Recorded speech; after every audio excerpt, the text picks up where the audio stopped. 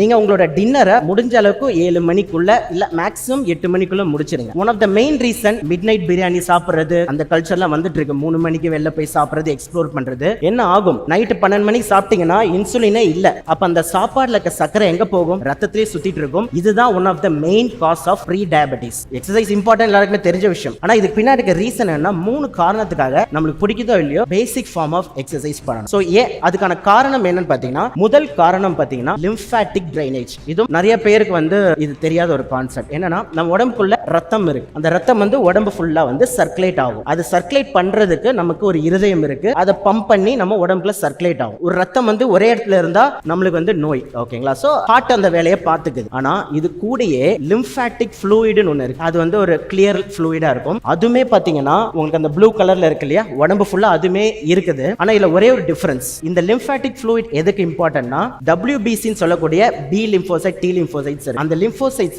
இந்த சேனல் மூலமா தான் ஓடிட்டு இருக்கணும். நம்மளோட இம்யூனிட்டிக்கு மிக இம்பார்ட்டன்ட்டா யூஸ் ஆகுறது இந்த லிம்பாட்டிக் நோட். குழந்தைகளுக்குலாம் நீங்க எக்ஸ்பீரியன்ஸ் பண்ணி ஃபீவர் வரும்போது நெறி கட்டி இருக்குன்னு சொல்லுவாங்க, கேள்விப்பட்டிருப்பீங்க. இங்க கண்ணத்துல, இங்க அக்கல்ல எல்லாம் இதெல்லாம் லிம்ப் நோட் சண்டை போடும். அந்த பாக்டீரியாவை சண்டை போட்டு அழிச்சு வெளியில தள்ளுறதா இதோட வேலை. ஆனா இதனால உடம்பு ஃபுல்லா சர்க்குலேட் பண்ண முடியாது. ஏன்னா இதுக்கு ஒரு ஹார்ட் கிடையாது. அப்போ இதை சர்க்குலேட் பண்றதுக்கு நம்ம பண்ண வேண்டிய பேசிக் விஷயம், கை கால நல்லா மூவ்மெண்ட் கொடுக்கிறது, ஜாயிண்ட் ரொட்டேட் பண்றது, நம்ம நடக்கிறது, ஜாகிங், வாக்கிங், இது மாதிரி பண்ணும்போது லிம்பாட்டிக் தானா சர்க்குலேட் ஆகும். உங்களோட இம்யூனிட்டி கொஞ்சம் கொஞ்சமா பூஸ்ட் ஆகிறத பார்க்கலாம். நம்ம உணவு எதனால எடுக்கிறோம், எதுக்கு எடுக்கிறோம்? உணவு நம்மளுக்கு ஊட்டச்சத்து கொடுக்குது. ஆனா முக்கியமான விஷயம் அது மட்டும் இல்ல. நீங்க சாப்பிடுற ஒரு டீயோ, ஒரு காஃபியோ, இல்ல ஒரு உணவோ, இல்ல ஒரு பஜ்ஜியோ, இல்ல ஒரு காலிஃபிளவரோ, ஒரு கீரையோ உங்க உடம்புக்கு ஒரு இன்ஃபர்மேஷனை சென்ட் பண்ணுது. யாருக்கு சென்ட் பண்ணுது? உங்க செல்லுக்குள்ள ஒரு ஜீன் ஒன்னு இருக்குன்னு நான் சொன்னேன். அந்த ஜீனுக்கு இன்ஃபர்மேஷன் கன் பண்ணுது. லெட்ஸ் சே ஜீன்ன்றது பாத்தீங்கன்னா ஒரு கன்னு மாதிரி வச்சுக்கோங்க. அந்த கன்னு சுட்டுச்சுன்னா நம்மளுக்கு நோயின்ற மாதிரி எக்ஸாம்பிளுக்கு வச்சுக்கோங்க.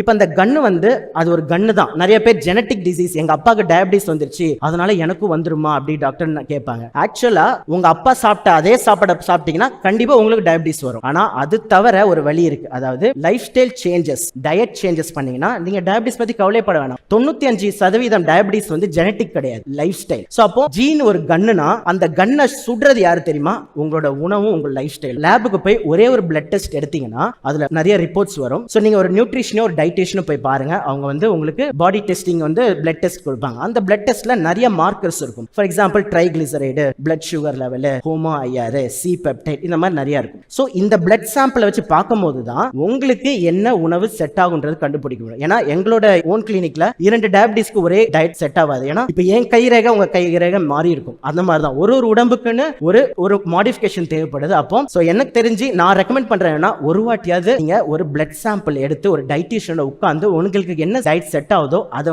தேர்ந்தெடுங்க.